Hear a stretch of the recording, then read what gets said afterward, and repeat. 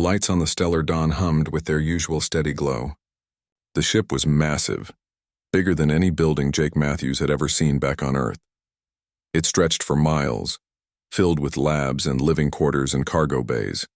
Thousands of aliens from dozens of species worked here, studying the strange and dangerous creatures found across the galaxy. Jake walked through the research wing, his boots clicking on the metal floor. He carried a data pad under his arm, reviewing notes about a new specimen that had arrived last week. Being a human on this ship was strange. Most of the other species treated him like a child, patting him on the head and speaking slowly as if he could not understand basic concepts. They thought humans were weak. No claws, no armor, no venom. Just soft skin and a brain that worked well enough. He did not argue with them. There was no point. Earth had only joined the Confederation 2 years ago, and humans were still proving themselves. Jake focused on his work, studying alien animals and trying to understand their behavior. It was what he loved, even if nobody took him seriously.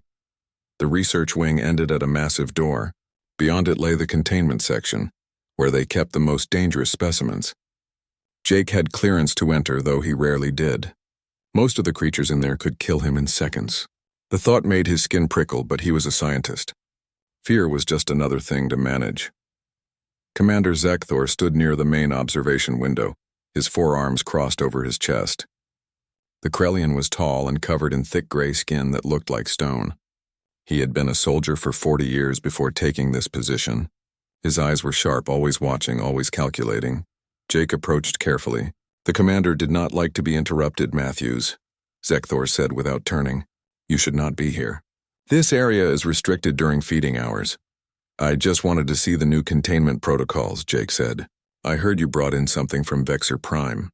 Zekthor finally looked at him. His expression was hard to read, but Jake thought he saw something like concern in those alien eyes. The Ravager, Zekthor said. Yes, the most dangerous predator we have ever captured. It killed 47 people at the research outpost before we managed to sedate it. Took 3 teams and enough tranquilizer to drop a cargo ship. Jake stepped closer to the window. His breath caught in his throat. The creature on the other side of the glass was like nothing he had ever seen. It stood 12 feet tall, its body covered in scales that looked like black glass. Each scale had sharp edges, making the whole creature look like it was carved from obsidian. 6 yellow eyes glowed in the darkness of its cell, arranged in 2 rows across its wide head. The eyes tracked movement with an intelligence that made Jake's stomach tighten. The Ravager's claws were as long as Jake's forearm, curved and wickedly sharp. Its tail swished back and forth, lined with spines that dripped with something that looked like venom. Rows of crystalline teeth filled its mouth, each one capable of crushing bone. The creature was pure violence wrapped in scales and muscle. It is sedated constantly, Zekthor continued. The containment field is triple reinforced. We have guards watching it around the clock, but even with all that, I do not sleep well knowing that thing is on my ship. Jake watched the Ravager pace in its cell. The movement was slow, drugged, but he could see the power in every step. This was an apex predator, something that had evolved to kill. But there was something else too. Something in the way it moved. A kind of sadness maybe, or frustration. What was it doing on Vexor Prime? Jake asked. I mean before it attacked the outpost, Zekthor shrugged. Living, I suppose. The planet is a death world. Everything there wants to kill you. The Ravagers are at the top of the food chain. They hunt in packs, bring down prey twice their size. Intelligence tests show they are smart, but we do not know how smart. They do not communicate in any way we can understand. Jake made a note on his data pad.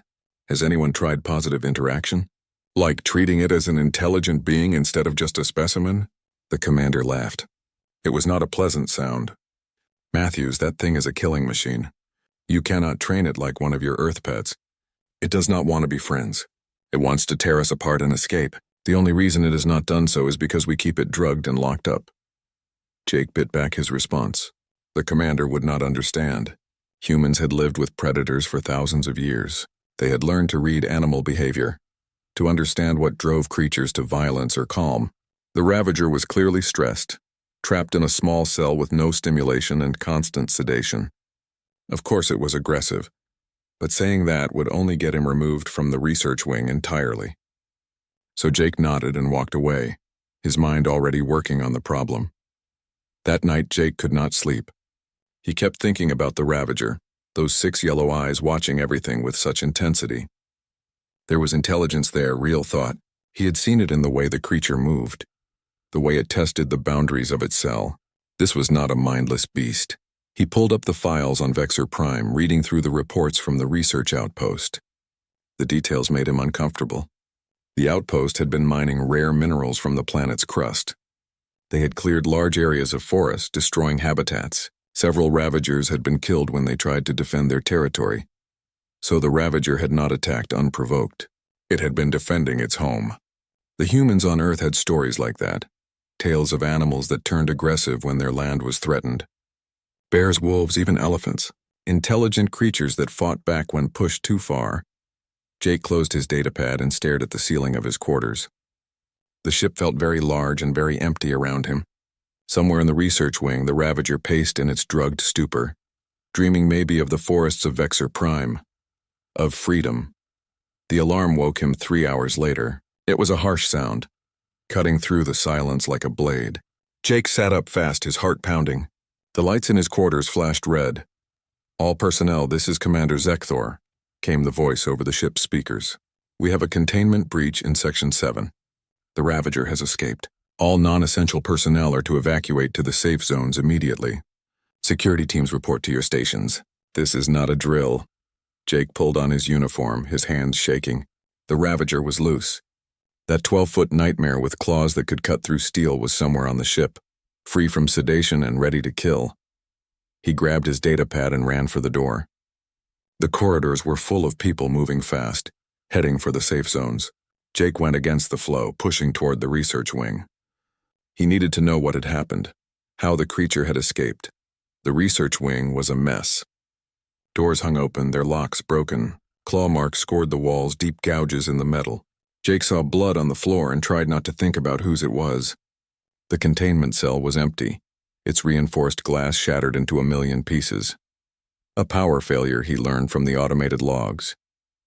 A micrometeorite had hit the ship's outer hull, causing a cascade of system failures. The containment field had dropped for just 30 seconds. That was all the Ravager needed. It had been awake in seconds, tearing through the weakened barriers with ease. Jake studied the damage, trying to understand the creature's thought process.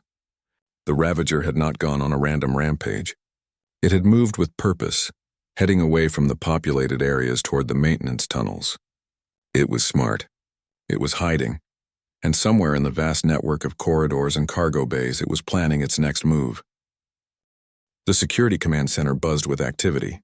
Screens showed different views of the ship's corridors, each one searching for any sign of the Ravager. Commander Zekthor stood at the center of it all, his 4 arms moving between different control panels as he coordinated the search. "Thermal scans are picking up nothing," said Lieutenant Kiravan. She was a Solarian, her scales shimmering blue under the lights. She was the best sniper on the ship, her 3 eyes capable of tracking targets that most species could not even see. "The creature is cold-blooded. It blends with the ship's temperature. Then use motion sensors," Zekthor ordered. "And get me Sergeant Gron. I want his team in the lower decks now." Sergeant Gron was a thoraxian, 8 feet of muscle and bone plates. His species was known for their fighting ability. They trained from birth to be warriors. If anyone could take down the Ravager, it was Gron. Jake watched from the doorway, ignored by everyone. He had managed to talk his way into the command center by claiming he needed to file reports. Nobody had bothered to kick him out yet. They were too busy trying to find a monster. "Commander," Jake said, stepping forward, "I have a theory about where the Ravager might be heading." Zekthor barely glanced at him. "Not now, Matthews. We have professionals handling this. But, sir, I have been studying the attack pattern. The creature is not moving randomly. It is heading toward the shuttle bay. If it reaches there, it could escape the ship entirely." "The shuttle bay is on the other side of the ship," Kiravan said. "Why would it go there?" "Because it wants to go home," Jake said. "This is not a killing spree. The Ravager is trying to escape. It is smart enough to know that shuttles mean freedom." Zekthor made a sound that might have been a laugh or a snarl. "Matthews, you know nothing about apex predators. This creature does not think like you or me. It kills because that is what it does. Now leave this to those who understand warfare."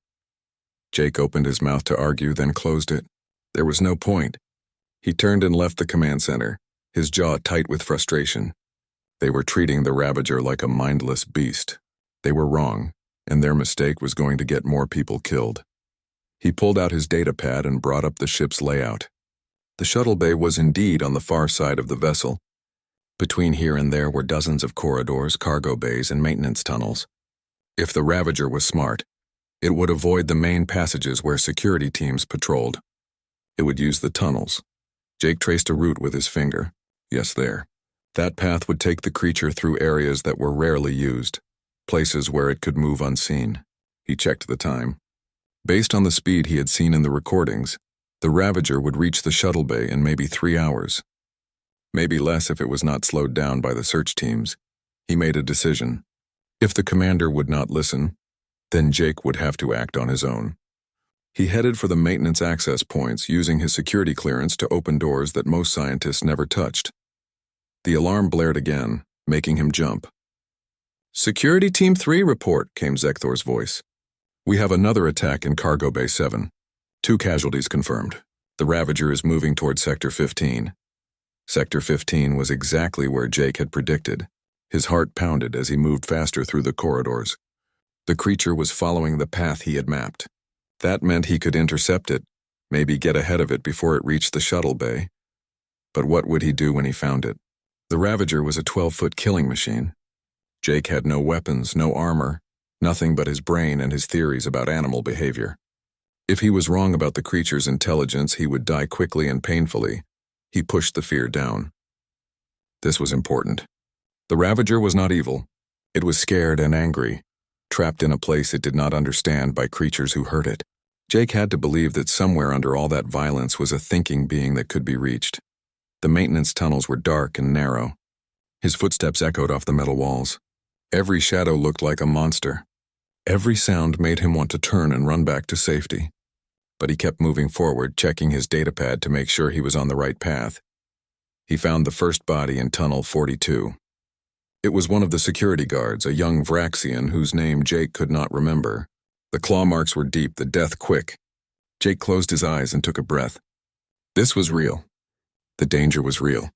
But so was his belief that the Ravager could be more than just a killer. He continued on, more carefully now. His scanner picked up traces of the creature's passage, scratches on the walls, drops of something that might have been blood or venom. The Ravager had definitely come this way.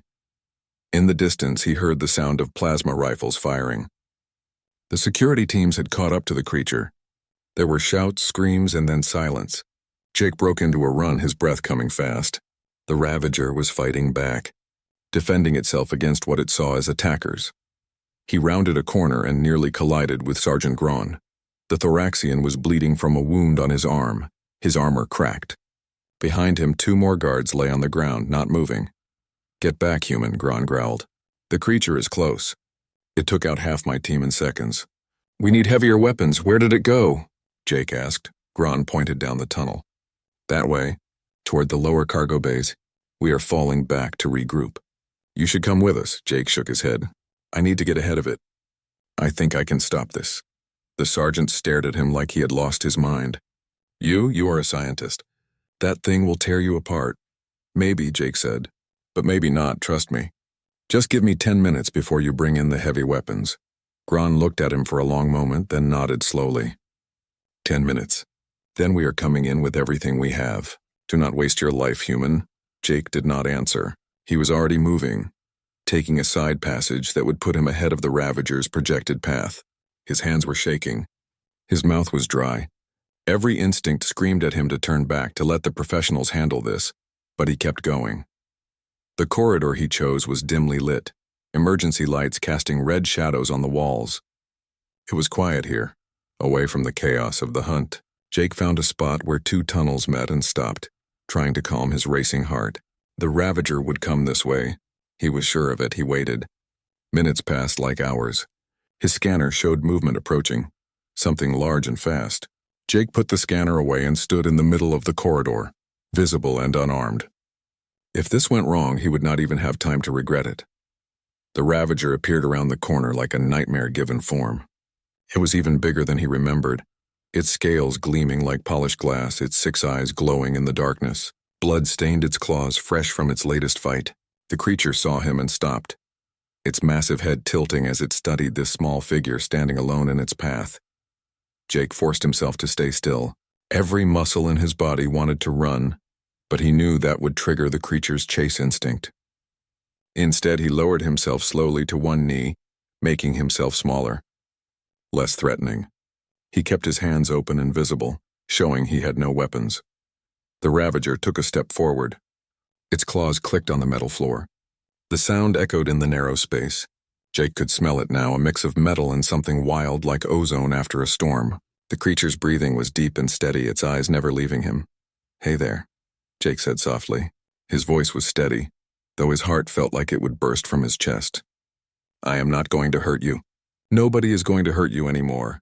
The Ravager moved closer. Jake could see the scars on its neck now, old marks from restraints and sedation collars. The creature had been hurt, trapped, treated like an object instead of a living being. No wonder it had killed. It was fighting for its life, its freedom. Jake slowly raised one hand, palm up, the gesture of peace. The Ravager watched the movement, its body tense and ready to strike. Jake kept his breathing calm, his posture relaxed.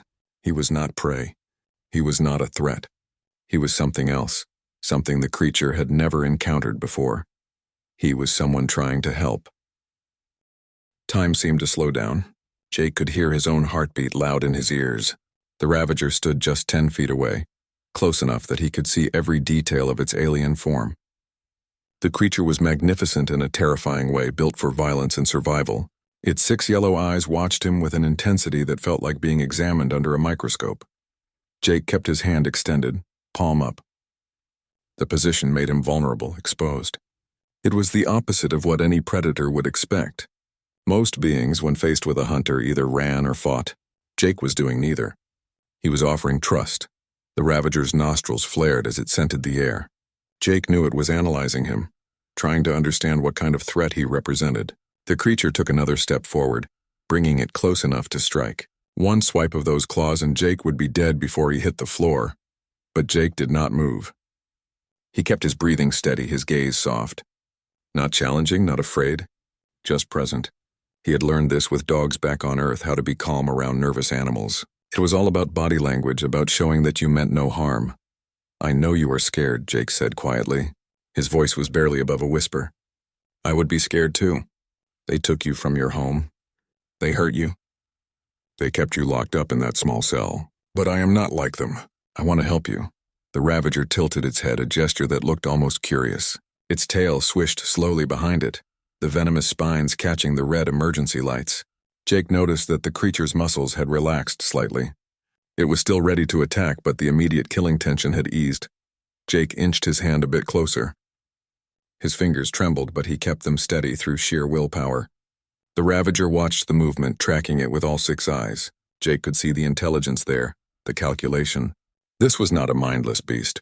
This was a thinking being making a choice. "That's right," Jake murmured. "I am not going to hurt you. See, no weapons. No tricks, just me." The creature leaned forward, bringing its head down to Jake's level. This close, Jake could see the texture of its scales like black diamonds pressed together. He could feel the heat radiating from its body, smell the sharp scent of its breath. The Ravager's mouth was inches from his face, those crystalline teeth capable of ending him in one bite. Jake's hand touched the side of the Ravager's jaw. The creature froze. Its eyes widened slightly.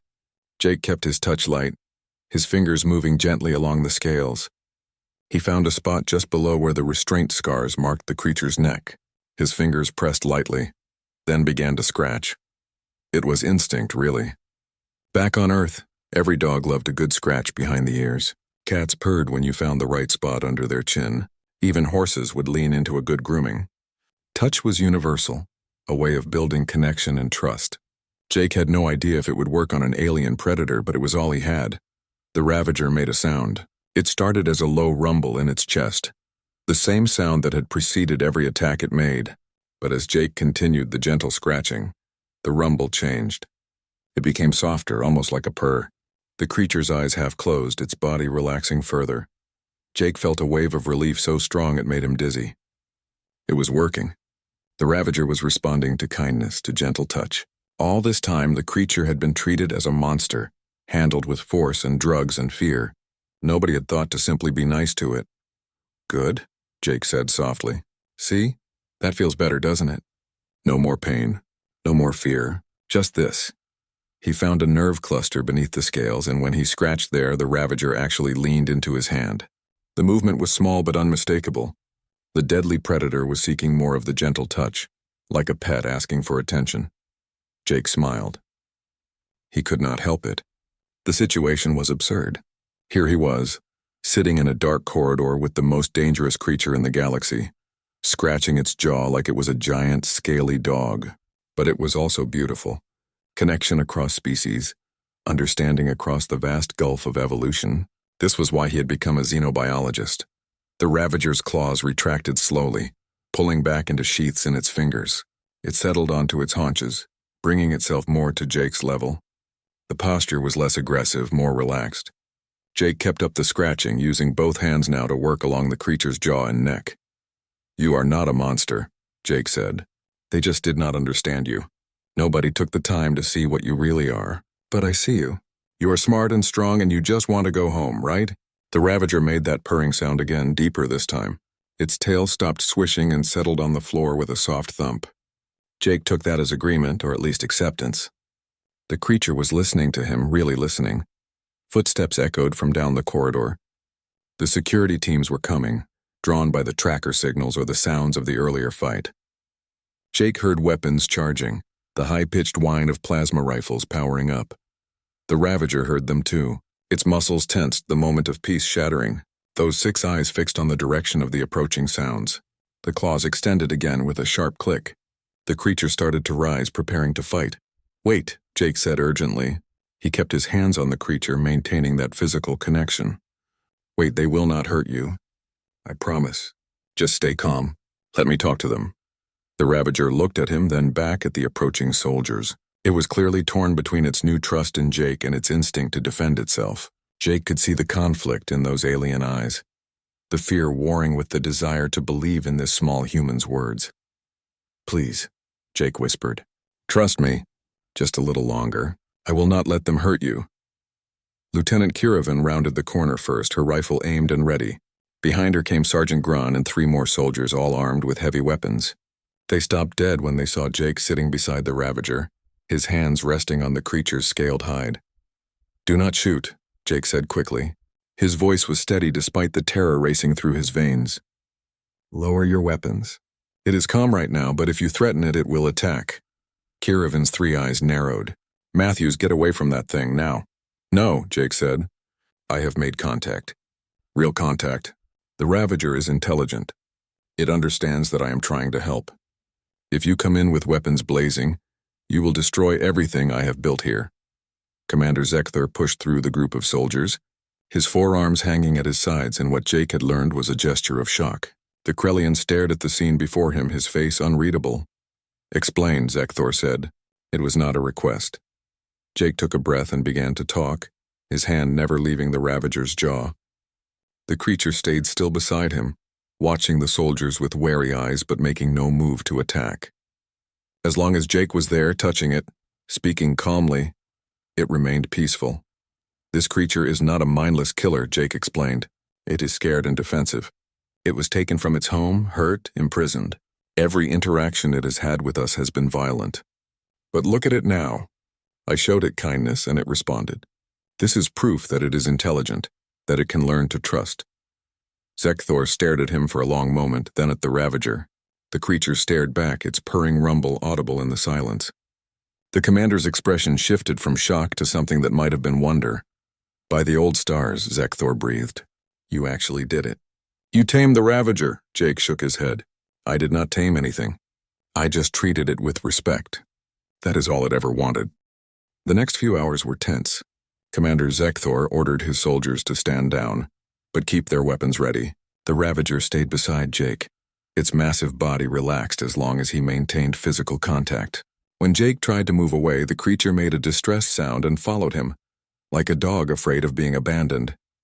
"It is bonded with you," Kiravan observed. She had lowered her rifle but kept it close. "That should not be possible. The behavioral studies said Ravagers were solitary creatures." "The studies were wrong," Jake said. He was tired now. the adrenaline fading and leaving him shaky, or incomplete. We captured one creature from a hostile environment and assumed we understood the entire species. That is bad science. Zekthor paced back and forth, his forearms gesturing as he thought. We cannot keep the creature in containment anymore. It has proven it can escape. And after what you have shown us, keeping it locked up would be cruel. But we also cannot have it wandering the ship freely. So what do? We give it what it wants, Jake said. We take it home, Sergeant Gron snorted. Return a specimen worth millions of credits? The Council will never approve that. They will want to study it more. Then they can study it on Vexor Prime, Jake said firmly. This creature is not property. It is a living, thinking being. We had no right to take it in the first place. The research outpost had every right, Kiravan said. Vexor Prime is classified as a resource world. The Ravagers are considered dangerous wildlife. Jake turned to face her. Then explain why the outpost was attacked. Pull up the records. Really look at them. What was the outpost doing before the Ravagers came? Zekthor pulled out his datapad and began searching through files. His expression grew darker as he read. After several minutes, he looked up. The outpost was mining. They cleared 300 acres of forest. The logs they mention killing several Ravagers that were defending nesting sites. Silence fell over the group. Even the soldiers looked uncomfortable. The Ravager, sensing the tension, pressed closer to Jake. He stroked its scales, offering comfort. They killed its family, Jake said quietly. This creature did not attack unprovoked.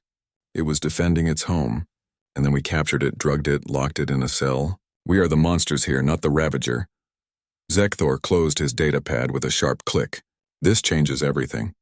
If the outpost violated Confederation law by destroying habitats and killing protected species without proper clearance, then the Ravagers' actions were justified defense. We have been holding an innocent being, so what do?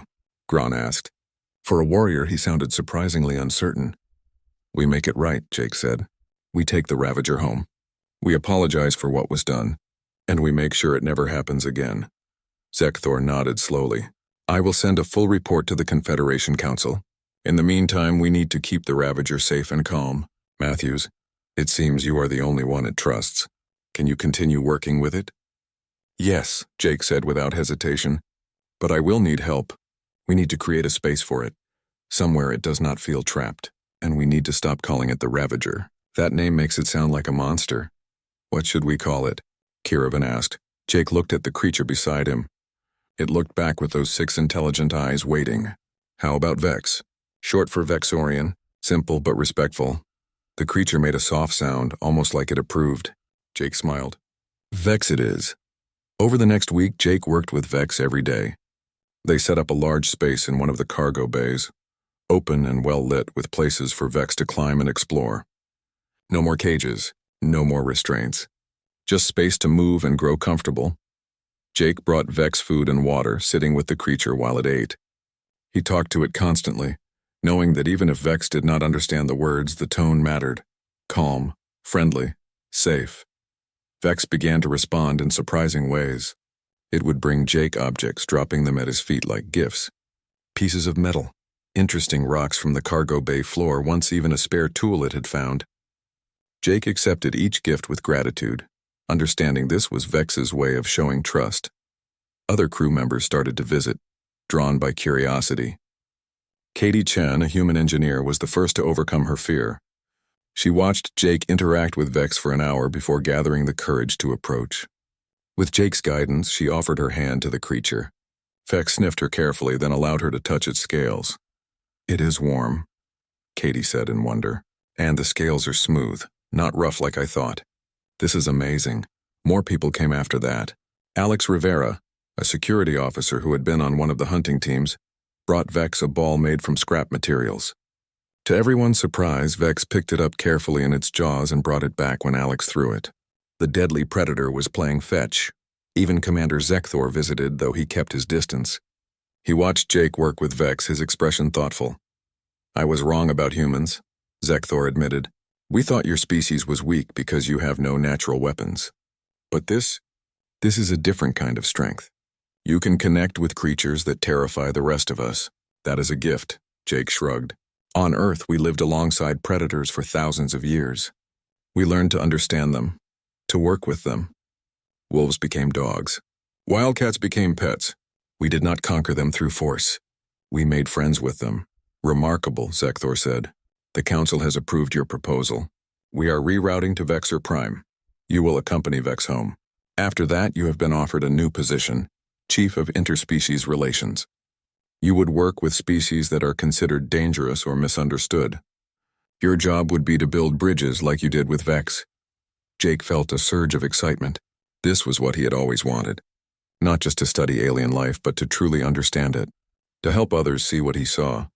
That fear and violence often came from misunderstanding, and that patience and kindness could solve problems that weapons could not. I accept, he said. The journey to Vexor Prime took 2 weeks. During that time, Jake continued working with Vex. He learned to read the creature's body language to understand what its different sounds meant. Vex was teaching him in its own way, showing him how to communicate across the barrier of species. Jake also studied the files on Vexor Prime more carefully. He discovered that Ravagers lived in family groups, that they had complex social structures. They communicated through a combination of sounds and gestures. They built dens in the canyon systems, decorated them with collected objects. They had culture, and the Confederation had nearly destroyed them for mining rights. When the stellar dawn finally entered orbit around Vexor Prime, Jake stood at the observation window with Vex beside him. The planet below was beautiful, covered in deep forests and carved by massive canyons. Vex made a sound Jake had never heard before, something between a cry and a song. The creature pressed against the window, its claws scraping the glass gently. Home, Jake said softly. We are taking you home. Vex turned its head to look at him, all 6 eyes bright with something that might have been hope. Jake reached up and scratched under its jaw one more time, that familiar gesture that had started everything.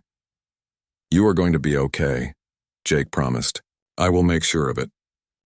The landing shuttle descended through the atmosphere of Vexor Prime. Jake sat beside Vex, one hand resting on the creature's scaled shoulder.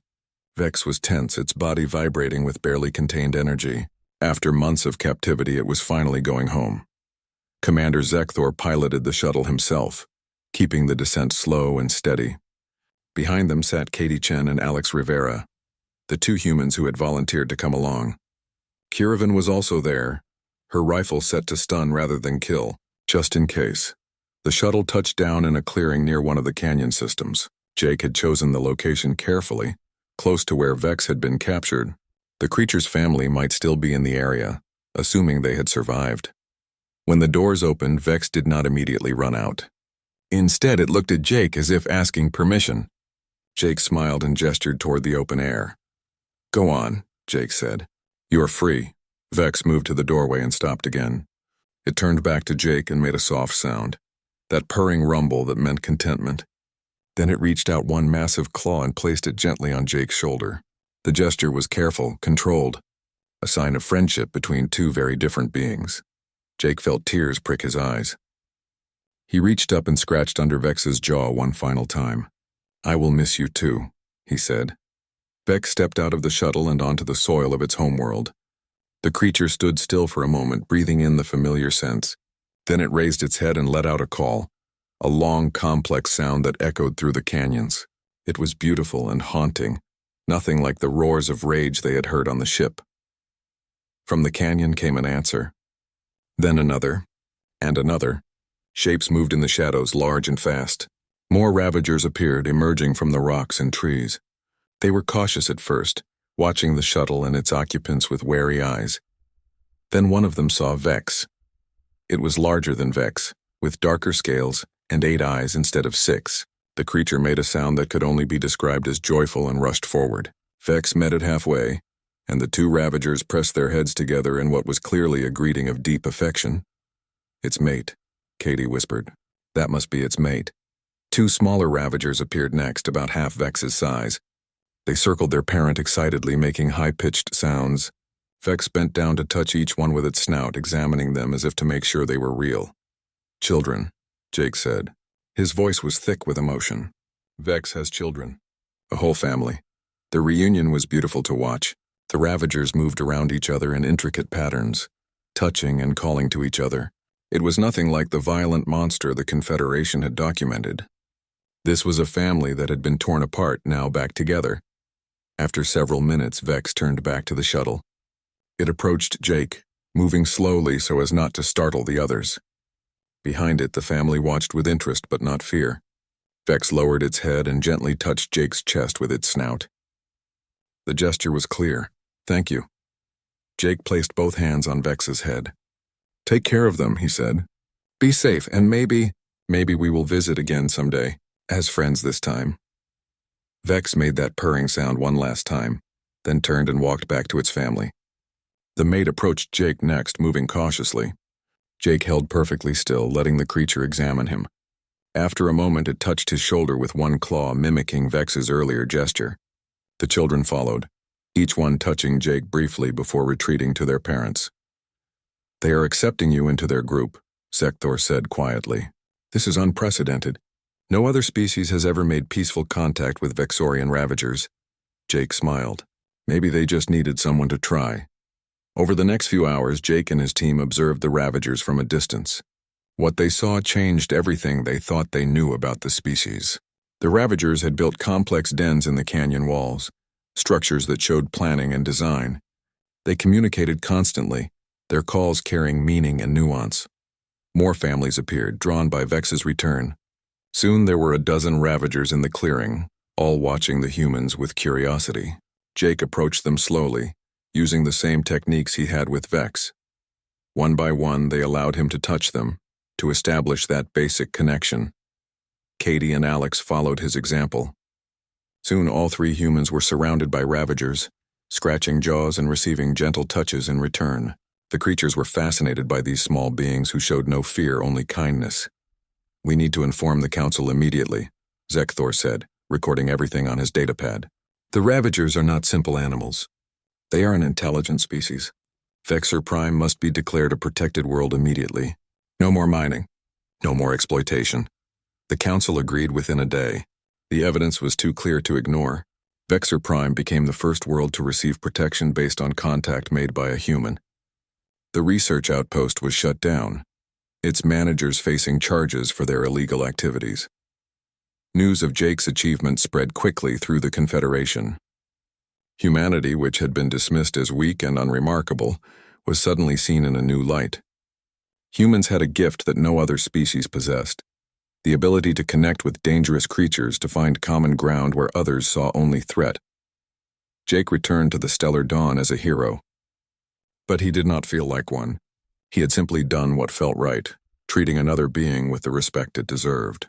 The fact that this was seen as extraordinary said more about the Confederation than it did about him. In his new role as Chief of Interspecies Relations, Jake began working with other species that the Confederation had labeled as dangerous. He used the same principles he had learned with Vex: patience, respect, and genuine kindness. More often than not, the creatures responded positively. Earth became a center for training in interspecies diplomacy.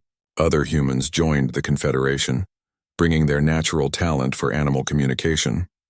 Together, they changed the way the galaxy approached unknown species.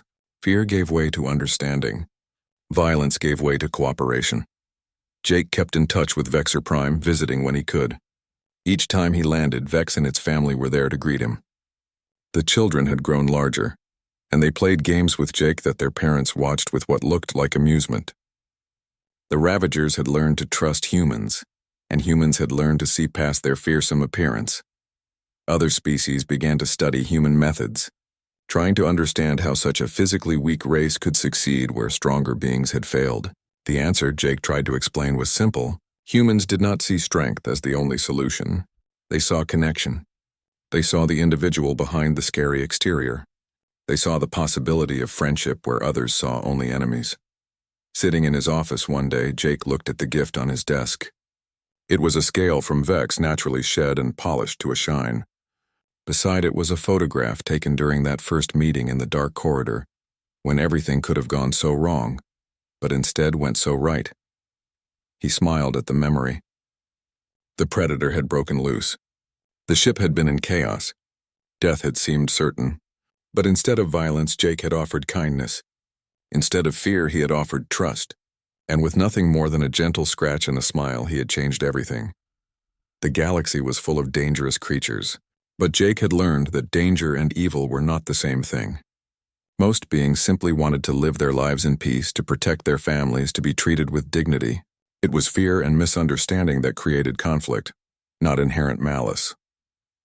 His communicator buzzed with a new assignment. Another species, another chance to build a bridge. Jake picked up his gear and headed for the door, ready for the next challenge. Because that was what humans did. They found connections in impossible places. They made friends with monsters. They proved, time and time again, that kindness was the strongest weapon of all. And somewhere on Vexor Prime, in the deep canyons where the Ravagers made their homes, Vex raised its head and made a sound that carried across the miles, a song of gratitude and friendship, sung for the small human who had seen past the claws and teeth to the heart beneath. The predator had broken loose, but it was the human who had truly set it free.